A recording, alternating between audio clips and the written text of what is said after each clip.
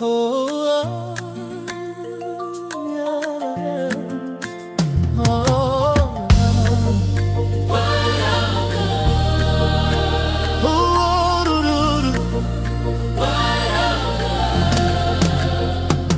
Ndakafamba kure kwazvo ndichitsvaga rudo repanyika, ndikarasika mumigwagwa, ndikakanganwa zita renyu.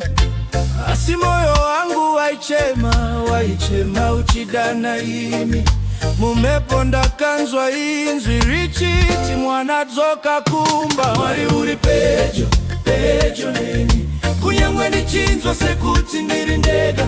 Ruoko rwenyu ruri pamusoro pangu, mandisimudza pandakanga ndawira pasi. Mwari pedyo neni, ndichavimba nemi mazuva ose, ndichaimba zita renyu Ishe nokusingaperi. Haleluya,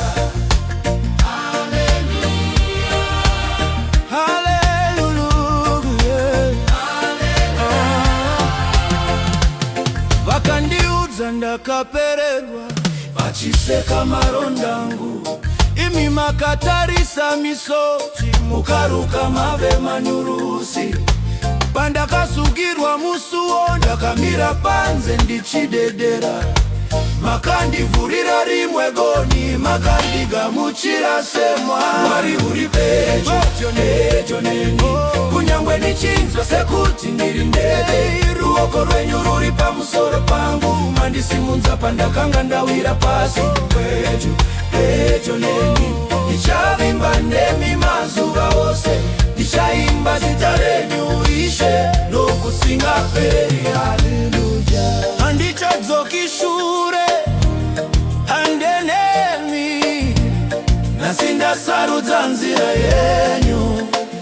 Kana makomo akamira pamberi, muchava nzira yangu iyo. Mwari uri pedyo, pedyo neni, kunyangwe ndichinzwa sekuti ndiri ndege. Ruoko rwenyu ruri pamusoro pangu, mandisimudza pandakanga ndawira pasi.